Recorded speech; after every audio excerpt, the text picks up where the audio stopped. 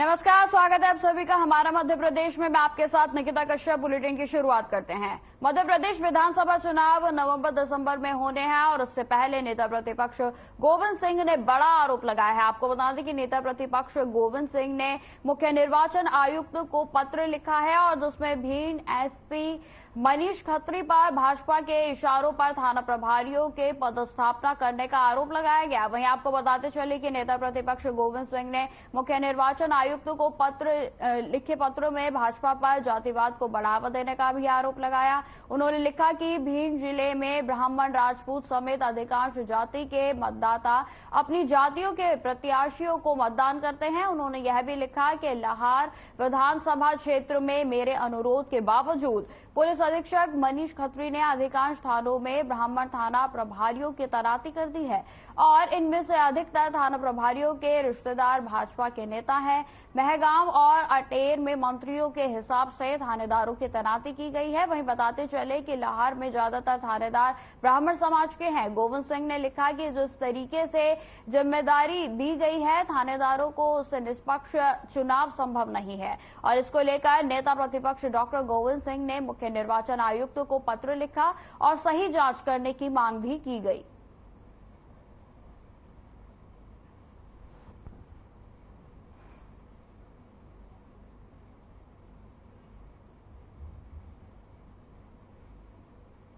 परंतु पुलिस अधीक्षक मनीष खत्री अपनी कुर्सी बचाने के लिए, भारतीय जनता पार्टी के मुख्यमंत्री को खुश करने के लिए स्थानीय नेताओं के इशारे पर महगांव, पिंड, कोरमी, अटेर और लाहार सहित ऐसे थाना प्रभारियों को नियुक्त की है जो किसी एक जात के हैं और उसी जात के लोग चुनाव लड़ना चाहते हैं। लाहार क्षेत्र चूंकि ब्राह्मण बाहुल्य क्षेत्र है, मैंने कहा था इस समाज के कम से कम राजपूत और क्षत्रिय समाज में वहाँ संघर्ष होता है चुनाव में, इसलिए इन दो समाजों को छोड़कर अन्य समाज के थाना प्रभारी बनाए तो चुनाव निष्पक्षता से संपन्न हो सकेंगे। सुरपुरा पुलिस ने बड़ी कामयाबी हासिल की है। आपको बता दें कि जहां पुलिस ने जमीन के अंदर गाड़ रखी अवैध शराब की 36 पेटियों के साथ आरोपियों को गिरफ्तार किया। वहीं बताते चले कि जब आरोपी से पूछताछ की गई तो उसने घर के सामान में बने गोणा में सब्जी के पेड़ों के बीच शराब को गाड़ना बताया और जिसके बाद पुलिस ने बताया कि स्थान की खुदाई की गई तो जमीन में बड़ी मात्रा में देसी शराब जो है वो गड़ी हुई मिली है। और वहीं आपको बता दें कि खुदाई करने पर जमीन से लगभग 36 पेटी अवैध शराब बरामद की गई है और आरोपी को भी मौके से गिरफ्तार कर लिया गया है। फिलहाल आरोपी के खिलाफ मामला दर्ज कर आगे की कार्रवाई भी शुरू कर दी गई है। तो आपको बता दें कि अवैध शराब पर पुलिस की ओर से बड़ी कामयाबी हासिल हुई है, जिसमें कि अवैध शराब को भारी मात्रा में जब्त किया गया है। आपको बताते चले कि आरोपी के द्वारा सूचना दी गई थी कि उसने जमीन के अंदर लगभग 36 पेटी जो है वो शराब की गाड़ी हुई थी और जिसके बाद खुदाई करने के बाद जो 36 शराब की पेटियां हैं उनको बरामद कर लिया गया है। और साथ ही साथ आपको बताते चले कि आरोपी युवक को भी पुलिस की ओर से गिरफ्तार कर लिया गया है।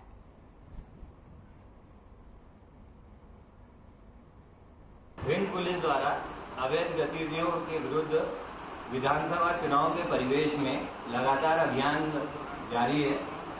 इसी क्रम में थाना सुरपुरा को एक सूचना प्राप्त हुई थी कि ग्राम किलोंगा के पास एक स्थान पर अवैध शराब भारी मात्रा में छुपा के रखी गई है, जिस पर से नियत स्थान पर दबिश दी गई और वहां ये पाया गया कि काफी मात्रा में शराब गाड़ के रखी है, जिसको पुलिस पार्टी द्वारा खोद कर निकाला गया तो कुल 36 पेटी 1800 पाव ये जब्त किए गई है, अवैध शराब जब्त की गई है। एक आरोपी को गिरफ्तार किया गया है, धारा 34(2) का प्रकरण पंजीबद्ध किया गया है।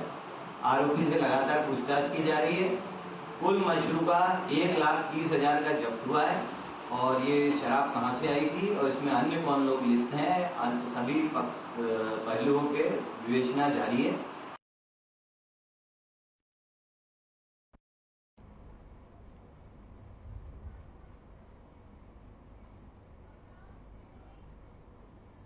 सिंगाजी ताप परियोजना में पावर हाउस के चारों तरफ पानी निकासी के लिए नालियां बनाई गई हैं, लेकिन कार्य के दौरान यहां पर नालियों में पानी की जगह राख बहाने के कारण जिन नालियों में पानी की निकासी होनी चाहिए वहां पावर हाउस के चारों तरफ राख से भरा हुआ है।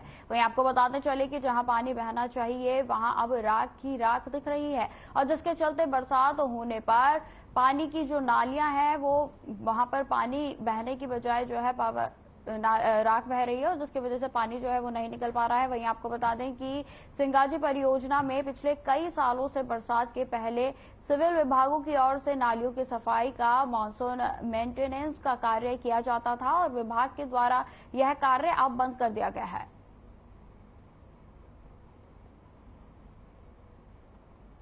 तो आपको बता दें कि नालियों की अव्यवस्था के कारण जो है लोग बेहद ही परेशान हैं। जहां पर आप ये तस्वीरें देख सकते हैं कि नालियां पूरे तरीके से राख से भरी हुई हैं और जहां पर पानी जो है बारिश का पानी हो या फिर घरों का पानी हो वो निकलना बिल्कुल ही बेहाल हो चुका है, जिसकी वजह से लोगों को खासा दिक्कतों का सामना करना पड़ता है। लेकिन वहीं आपको बता दें कि निगम की ओर से इस पर किसी भी तरीके की कोई कार्रवाई नहीं की गई है और काफी लंबे समय से जो है नालियों की सफाई का कार्य भी जो है वो निगम की ओर से अभी तक नहीं किया गया है। आपको बताते चले कि पहले राख को जो है वो निकाला जाता था, लेकिन लंबे समय से फिलहाल राख की सफाई नालियों में से नहीं की जा रही है। स्वास्थ्य मंत्री डॉक्टर प्रभुराम चौधरी ने जिला चिकित्सालय का आकस्मिक निरीक्षण किया गया। आपको बता दें कि उन्होंने जिला चिकित्सालय के विभिन्न वार्डों में जाकर भर्ती मरीजों के साथ उनके स्वास्थ्य और उपचार संबंधित व्यवस्थाओं के बारे में जानकारी ली। वहीं आपको बता दें कि स्वास्थ्य मंत्री डॉक्टर प्रभुराम चौधरी ने मरीजों से डॉक्टर्स के नियमित चेकअप के लिए आने और नर्सों के आने और दवाइयां मिलने, भोजन और नाश्ता मिलने, यहां तक कि साफ सफाई के बारे में भी पूरी जानकारी ली और जिस पर मरीजों ने स्वास्थ्य सेवाओं और सुविधाओं की सराहना करते हुए स्वास्थ्य मंत्री डॉक्टर प्रभुराम चौधरी को धन्यवाद दिया गया। स्वास्थ्य मंत्री ने मरीजों से आयुष्मान कार्ड बने होने के संबंध में भी जानकारी ली। मरीजों ने बताया कि उनके आयुष्मान कार्ड बने हुए हैं। स्वास्थ्य मंत्री डॉक्टर चौधरी ने सांची सिविल अस्पताल, सलामतपुर स्वास्थ्य केंद्र समेत अन्य ग्रामों के स्वास्थ्य केंद्रों में वीडियो कॉल के माध्यम से भी मरीजों से संवाद कर स्वास्थ्य और उपचार संबंधी व्यवस्थाओं की जानकारी ली गई। वहीं आपको बताते चले कि इस अवसर पर civil surgeon doctor Anil Od, doctor Vinod Parmar समेत अन्य डॉक्टर्स भी मौजूद रहे।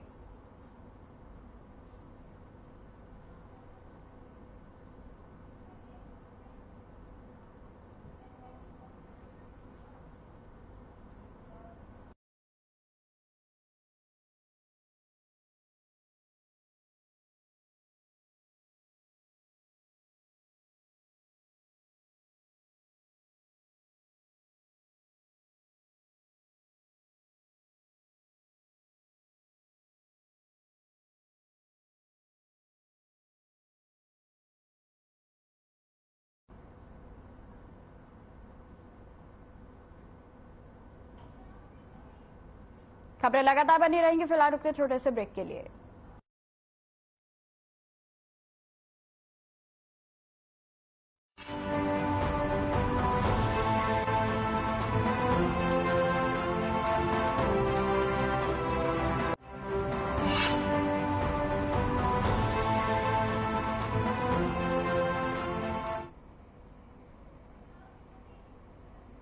ब्रेक के बाद आपका एक बार फिर से स्वागत है। आपको सीधा लिए चलते हैं भोपाल, जहां पर सीएम शिवराज सिंह चौहान के द्वारा प्रेस कॉन्फ्रेंस की जा रही है, जिसमें वीडियो कॉन्फ्रेंसिंग के द्वारा उनके द्वारा यह पीसी की जा रही है। माननीय मुख्यमंत्री जी से मैं आग्रह करूंगी कि हमारा पथ प्रदर्शन करें। हमारे विभाग के मंत्री और मध्य प्रदेश के कर्मठ हमारे प्रशासक भाई डॉक्टर अरविंद सिंह भदौरिया जी, उपाध्यक्ष हमारे सुशासन संस्थान और राजनीति आयोग के श्री सचिन चतुर्वेदी जी,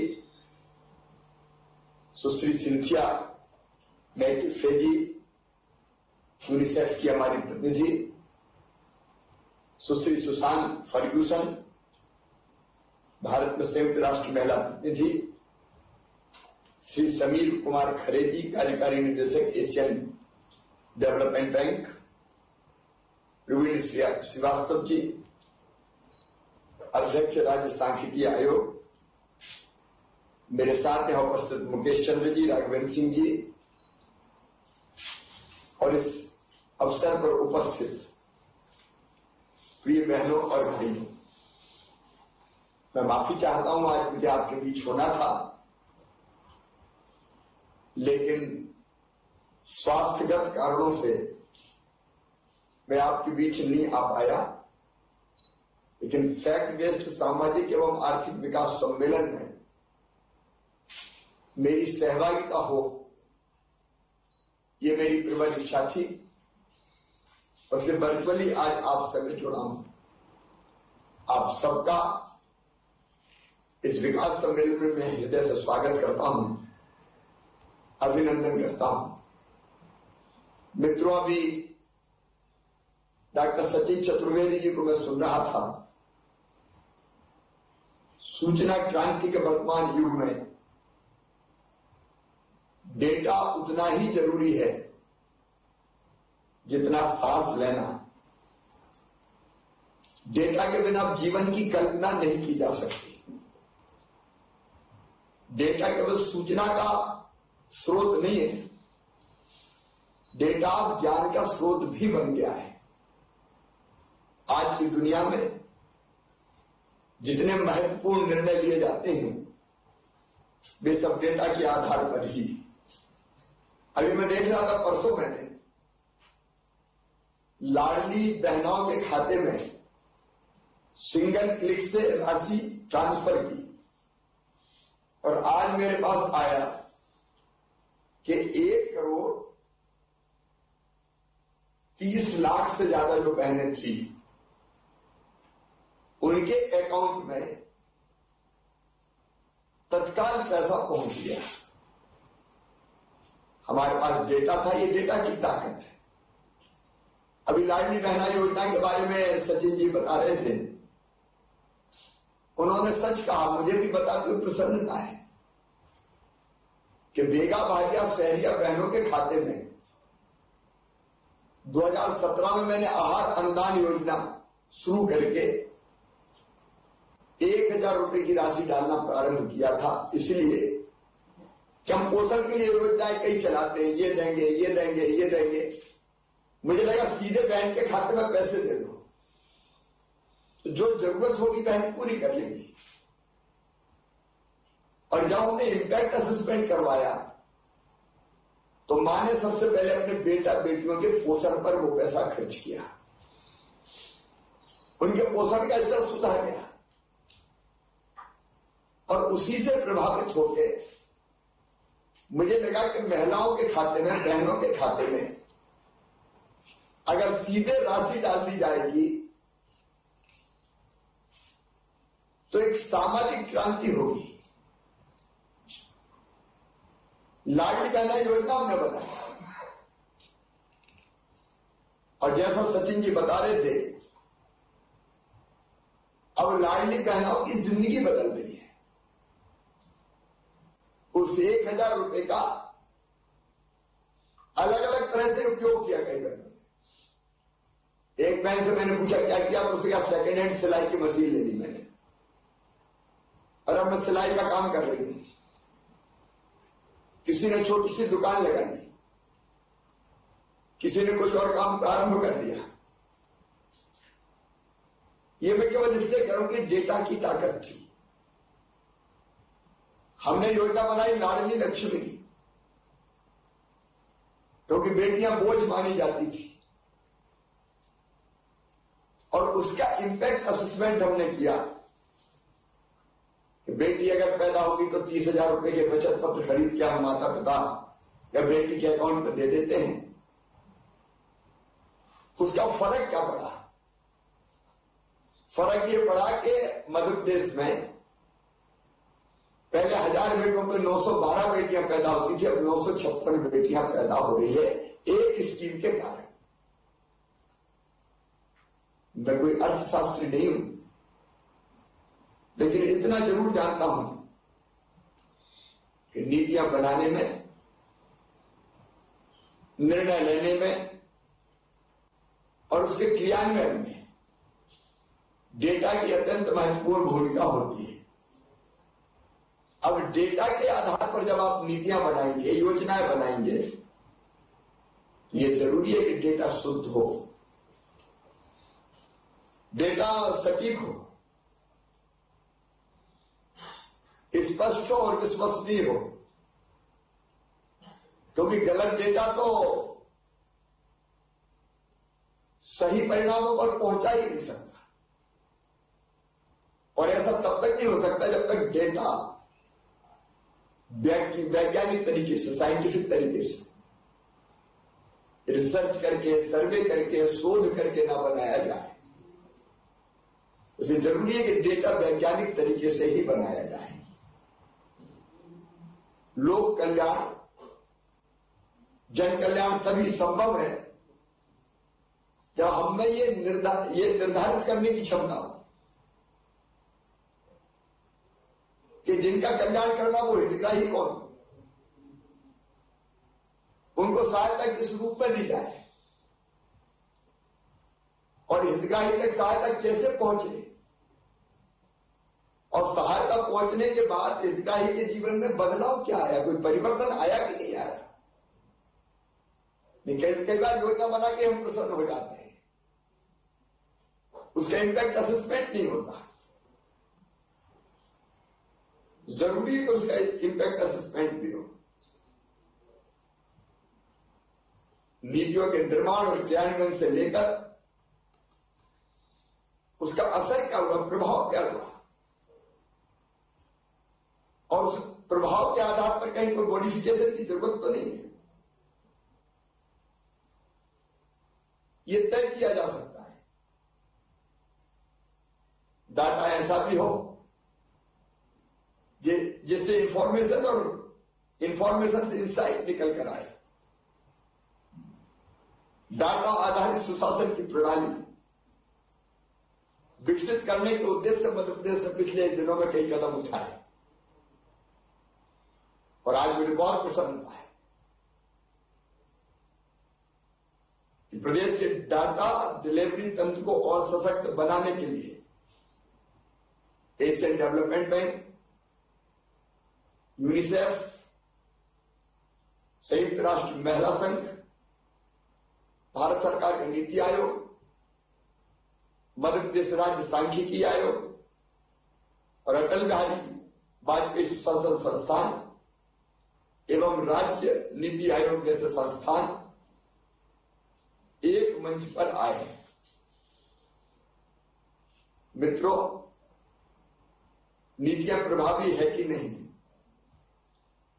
योजनाओं से आमजन के जीवन में वांछित परिवर्तन हुए कि नहीं, क्या किस नीति में और संशोधन की, परिवर्तन की जरूरत है, ये कैसे प्रश्न हैं जो सरकार के साथ साथ डेवलपमेंट और सोशल सेक्टर से जुड़े प्रोफेशनल्स के मन में सदा उठते रहते हैं। प्रदेश में इन प्रश्नों का विश्वसनीय उत्तर आए, इसके लिए कोई संस्थागत व्यवस्था नहीं थी। इस अभाव को दूर करने के लिए ही मूल्यांकन एवं प्रभाव आकलन केंद्र की स्थापना की जा रही है। इस केंद्र का उद्देश्य विभिन्न शासकीय योजनाओं, परियोजनाओं और कार्यक्रम के प्रभावों का आकलन करना है। यह संस्था योजनाओं का मूल्यांकन कर साक्ष्य प्रस्तुत करने और योजनाओं के सुधार हेतु रचनात्मक सुझाव देने का काम भी करेगी।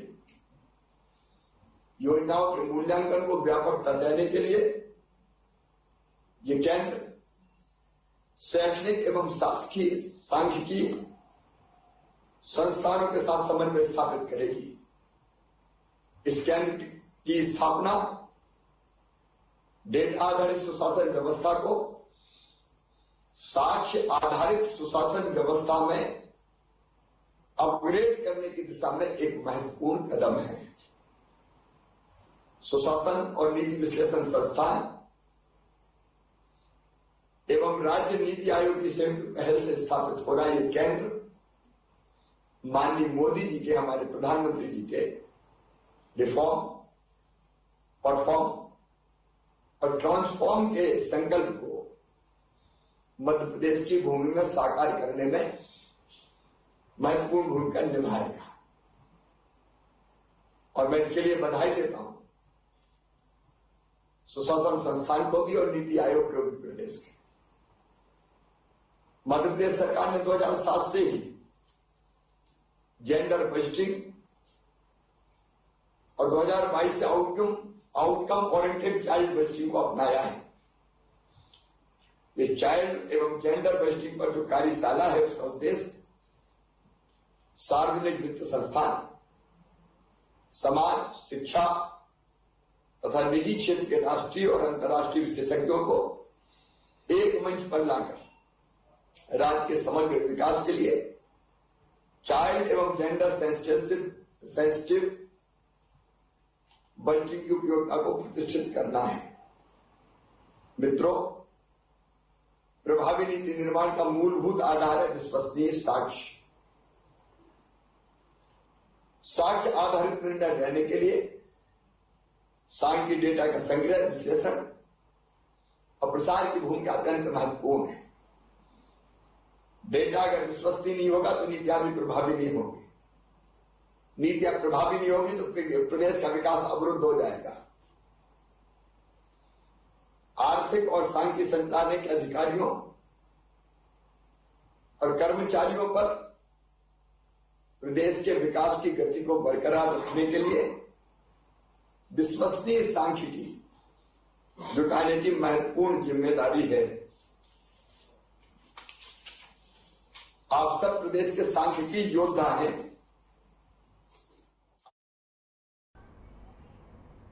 फिलहाल इस बुलेटिन में इतना ही। खबरों की और भी जानकारी के लिए बने रहे हमारे साथ। नमस्कार।